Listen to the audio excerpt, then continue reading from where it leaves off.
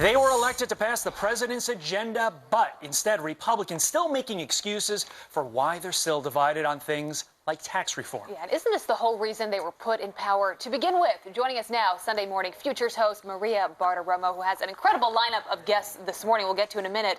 But that is what people care about the most. Why is more not getting done right now, Maria? You're absolutely right, Abby. I mean, at this point, it is now or never, and we need to see some real action in the coming month. There's no doubt about it. Having said that, I do not buy into the idea that tax reform is dead. Now, there is a part of the tax plan out of the House right now that is getting real pushback, and that is the so-called border adjustment tax, whereas the companies would be paid a tax at the border when they want to bring products into our shores. Now, the issue is like you take an automaker, for example.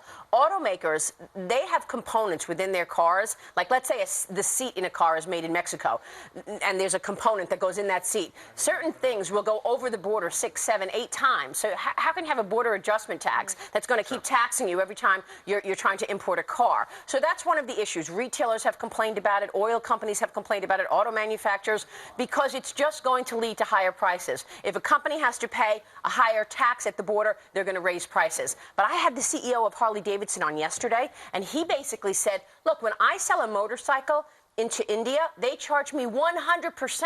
I sell a motorcycle into China, they charge me 90%. That's why President Trump told me and everybody else about this so-called reciprocal tax. So the bottom line is, yes, a border adjustment tax is probably not going to fly, but they'll come up with that $1 trillion in revenue over the next 10 years somewhere else. That's why we're talking about it. But isn't that a microcosm for what's wrong with the Republican Party right now? Because there's not 100% agreement on the border adjustment tax. They're all over the place. And you see that again with other aspects of the president's agenda. That's the issue. The Dems, when they want something, they all get online and they all sing the same song. I almost feel like they have a conference call in the morning. They all get their lines together and they all go with it. The Republicans don't. The Republicans and their principles, they stick to their principles. There's a lot of congressmen out there who say, I can't support eliminating a deduction for my home. I can't support eliminating the deduction for state income tax. So therein lies the problem. They have to come to an agreement on what tax reform They support $20 trillion in debt. I mean, if you stand on every little small ledge and die there, the whole thing dies together. You're going to have Senator Rubio on the program today. And I'm going to ask him straight out. And Ted Cruz and Rand Paul, who ran for president, they wanted to be the leader of the free world. What are they doing in the Senate to make this happen? Well,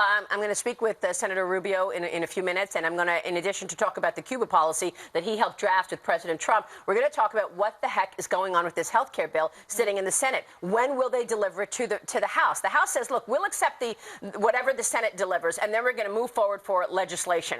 If they can get health care done before the August recess, there is a shot to believe that they could come to agreement on tax reform after the summertime. Even if it's not a broad tax reform plan that everybody wanted, and it's just tax cuts, I think that will save them as well. You know, they're all pointing fingers right now at each other within the same party. Does President Trump need to play a bigger role? That's what he campaigned on. Saying, I can be different as a businessman. I can bring people together to get things done.